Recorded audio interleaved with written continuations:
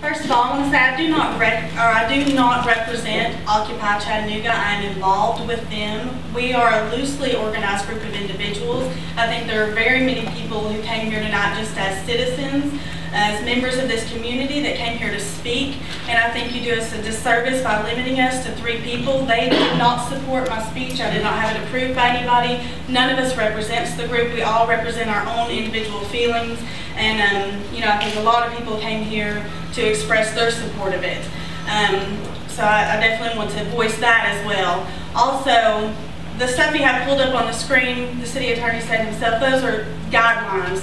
That's guidance. Just as Miles said at the beginning, you guys have a choice. There's been a precedent set. There's been judges that have been supporting this as our First Amendment rights, as the tool of redressing our grievances. Right now, this is an unprecedented time. This is front page news all over the country, all over the world. This is a huge movement that's happening, and the reason why it's required right now is because we have taken every other means. We have done daily protests, we have done marches, we have done petitions, we have tried to organize online. We have done those things, and we have been absolutely ineffective at mounting any sort of real change, because right now 70% of the financial assets in this world, in this country, are held by 1% of the people.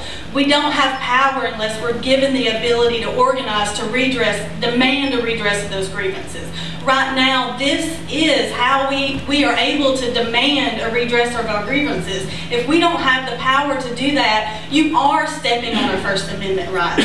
This is your choice. You are not bound by that on that screen. You have a choice to protect our rights here. This is way more important than a curfew. Just as she said before, you guys had a very, very good reason for setting that curfew. It was for the greater good of the community. You have a very, very good reason to support us now and to support these rights that were put into place. Like she said, those were put into place before we came to you. This First Amendment was put into place. These things were put into place before that curfew went into place. These things are much more important. You don't have to just allow anybody to be violent in the park because we're there protesting and we're demanding a redress of our grievances. We have to be given the tools to organize. We don't need a place to camp. We need a place to organize. I work every day. We need to be able to set up communication tents. We need to be able to have people come in and go as they are able to, and we need to have that set up. We can't just assemble every night and reassemble every day and really be able to demand a redress of our grievances. We don't have the power unless you guys support us.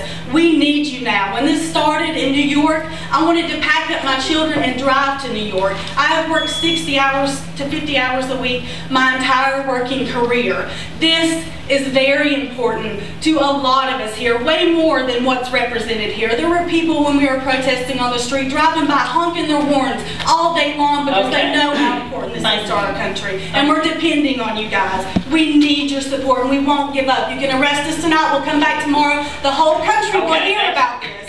We need your support. Ma'am, that's it. I'm sorry. Thank you. You've been very professional, extremely polite. We appreciate your participation. Are there others that want to address the council on other